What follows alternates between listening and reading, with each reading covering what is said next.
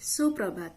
चिरनमस्य जातीय पताका, सम्माननीय सभापति महोदय, पूज्य शिक्षक शिक्षयित्री वृंद, मंचासीन अतिथि वृंद तथा सहपाठी वृंद एवं मोर सान बड़ भाई और भौणी माने, आजिर एही प्रभात उत्सव एवं पवित्र दिन में मते किछि कहिबाकू सुजोग मिलिथिबारु मु निजकू धन्य मन करुछि एवं मोर श्रेणी शिक्षक एही सुजोग देथिबारु मु तांको धन्यवाद ज्ञापन करुछि। जदि मोर वक्तव्य कोनोसी त्रुटि थाए तेबे आपण मानंकु ज्ञानी गुण और सरल हृदय रे मते क्षमा करिए बोली आशा करुछि।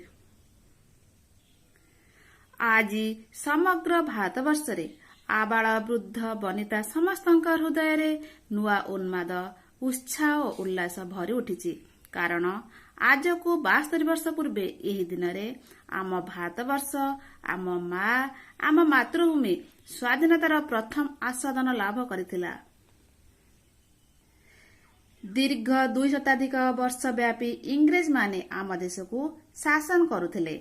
सेमाने आम देश रे उपनिवेशवाद प्रतिष्ठा करी आम देशर लोकमानंकु कृतदास भावरे खटाउथिले। आम देशर लोकमानंकु पशु परि व्यवहार करुथिले। आम देशर मूल्यवान जिनिस तांका देश को बोही नहीं जाउथिले। आम देशर मूल्यवान कोहिनूर हीरा एबे भी तांका देश रे रही अछि। इंग्रेज माने गोरा होइतबारु से आम देशर कला लोकमानंकु घृणा करुथिले, नीच दृष्टि रे देखुथिले। सेतेबेले गोरा माने करिथवा होटल उपरे लेखा जाउथिला, Indians and dogs are not allowed. एहार अर्थ हेउची भारतीय माने कुकुरଙ୍କ सह समान। एहार प्रतिवाद कले मिलुथिला चाबुक पहार और अकथनीय अत्याचार, किंतु ए सबको खातिर न करी स्वाधीनतार संग्रामर कर्णधार मंगल पांडे 1857 मसीह इंग्रेज मानक विरुद्ध रे विप्लवर मंजी बुणिथिले। परे 1858 मसीह झांसी राणी लक्ष्मीबाई और तांटिया टोपे यही विप्लव को आगे नहीं। खुदीराम भगत सिंह चंद्रशेखर आजाद स्वाधीनता पाई हसी हसी फांसी खुंटरे झुली पड़ते। लाल बाल पालଙ୍କ वंदे मातरम स्लोगान, गांधीजी सत्याग्रह गोरा सरकार का शासन गादी को टलमल कर देथिला।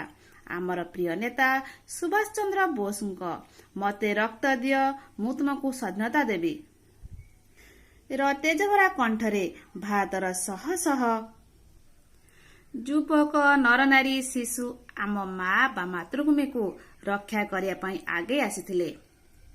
आज जो चित्र शोभित त्रिरंग जातीय पताका बायु हुल्लड़े फरफर होई उड्यमान हेउछि ता हेउछि एही वीर प्रसविनी मार सुयोग्य और साहसी संतानक आत्मबळी जोगु।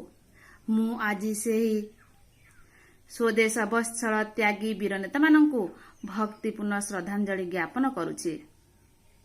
तांकर त्याग बलिदान जोगु आम भारत माता पराधीनतार श्रृंखला छिन्न करी 1947 मसीहा अगस्ट मास 15 दिवस रात्र 12 घटिका समय स्वाधीनता प्राप्त करिथिला। 1947 मसीहा अगस्ट 15 तारिख ठारू अद्यावधि आम्भे माने केते दूर अग्रगति करिअछु, देशर प्रगति रे की त्रुटि मान रही अछि ओ आमर बहु कष्टलब्ध स्वाधीनता को आम्भे माने किपरि रक्षा करबाकू समर्थ हेबा सेही चिंता आम्भ मानक मनरे स्वाधीनता दिवस सृष्टि करिथाय। आम देशर सबु स्तर रे एबे महाविशृंखलार राजत्व, शासनर सर्वोच्च क्षेत्र रे लांच मिछ प्रियाप्रीति परितोषण आदि दुर्नीति जनित विशृंखला फलरे आम देश कलुषित हेबाकू बसिलाणी। नीति और आदर्श भावरे युव समाज और तरुण मंडली शिष्टाचार शून्य होई पड़िलेणी। आम देशर शिशु और नारी असुरक्षित मन हेलेणी। तेणु मु और समस्त भारतवासी एही जातीय पताका तले शपथ नेबा, आमे एक होई आम देश को आगे नबा। यूनियन इज स्ट्रेंथ, अर्थात एकता ही बल। आमे एक होई शत्रुर उतुंग दर्प को भूलुंठित करिबा। एकता जे एक महान शक्ति ताहा भारतवासी हृदयंगम करी महाभारतीय आदर्श रे एकताबद्ध होई चलिबा। सबु फूल धड़ा हेले जेपरी बगीचा सुंदर दिसे ना, ठीक से भली सबु धर्म संस्कृति भाषा को सम्मान देई आम बगीचा भली भारतवर्ष को सुंदर करी गढ़ी तोलिबा। सेवा त्याग और वीरत्वर मंत्र रे दीक्षित होई देशर स्वाधीनता और अखंडता रक्षा करिबा।